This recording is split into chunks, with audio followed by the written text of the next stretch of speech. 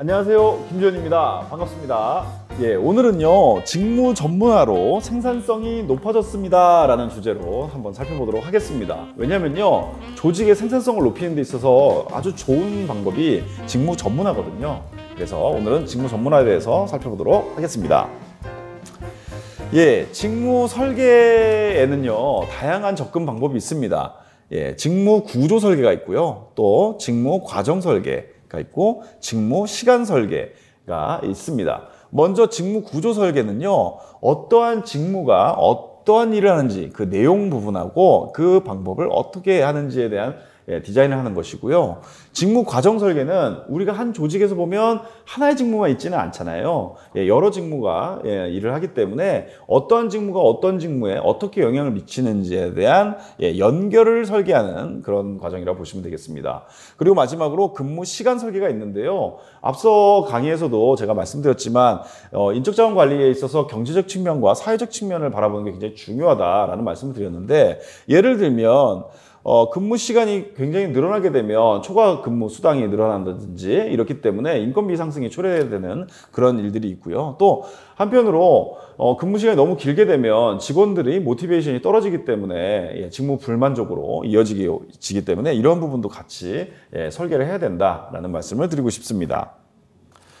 직무 설계에 있어서 아까 말씀드렸던 세 가지 측면 중에 먼저 직무 구조 설계 부분이고요. 이 직무 구조 부분은 직무 전문화, 오늘의 주제인 직무 전문화가 있고 직무 확대화가 있습니다.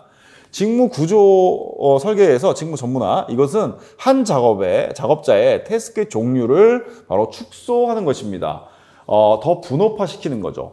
예를 들면 우리 인사 담당자라고 보면 인사 담당자가 하는 업무는 다양합니다. 채용, 평가 보상, 인력 운영, 노무, 교육, 다양한 업무들을 하고 있는데 그 업무를 모두 다 하고 있을 때는 전문성이 높아지기는 사실 어렵습니다. 그래서 그것들을 분업화시키기 시작합니다. 채용 담당자는 채용만 하는 거죠. 이런 식으로 하면 굉장히 전문성이 높아지지 않습니까? 이게 바로 직무 전문화고요. 이렇게 직무 전문화가 너무 심해지면 굉장히 역기능들이 많습니다. 그런 역기능을 해소하기 위해서 나온 것이 바로 이 직무 확대화입니다. 요거는 또 다음 시간에 한번 다뤄보도록 하고요. 그렇다고 하면 직무 전문화는 어떻게 하는 것이냐, 도대체 어떻게 시작된 것이냐, 이런 것들을 한번 살펴보도록 하겠습니다. 앞서 말씀드렸지만 전체적인 과업의 종류를 축소하는 겁니다.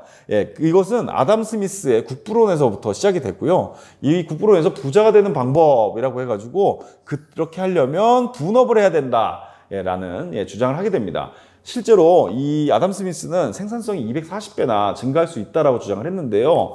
이것들을 제가 앞서 강의에서 말씀드렸던 테일러가 제대로 적용했던 사례가 바로 이것입니다. 이것을 공장에 적용해서 실질적으로 생산성이 엄청나게 올라갔던 일들이 있었죠. 이러한 직무 전문화는요, 두 가지가 있습니다. 수평적 전문화가 있고요, 또 수직적 전문화가 있습니다. 이 수평적 전문화는요, 양적 전문화라고도 부르는데요. 책임이 좀 적은 단순 반복적인 작업을 갖다가 분업화하는 것입니다. 앞서서 한번 예시를 들었던 그 모던 타임즈 그 영화를 보시면 누구는 볼트만 조이고 누구는 너트만 조이는 이런 식으로 단순 업무들을 최대한 쪼개서 분업화하는 것이죠. 그리고 수직적 전문화가 있는데요. 이것은 질적 전문화라고도 부릅니다.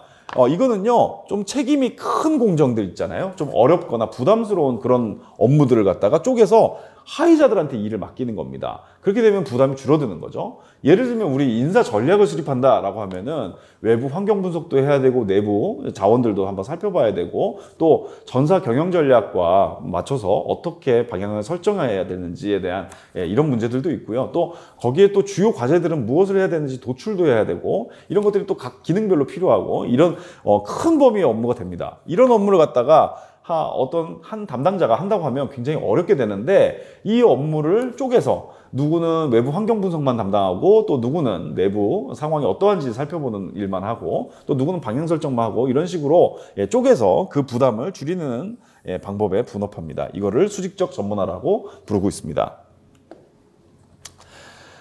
직무 전문화에는 당연히 장단점이 있습니다. 장점 먼저 살펴보도록 하겠습니다.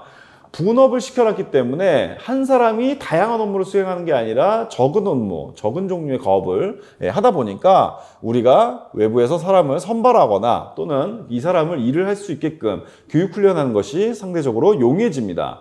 또 동시에 대량 생산이나 높은 생산성을 가져올 수 있다는 장점이 있습니다.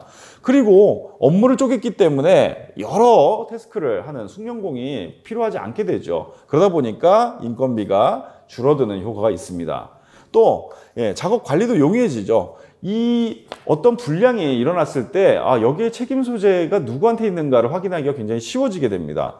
또 동시에 작업을 할 때에 대한 부담이 적게 되는 거죠. 앞에서 말씀드렸던 인사전력이라는 큰 업무를 하는 것보다 단위 업무로 쪼개는 게 훨씬 더 쉬워지기 때문입니다.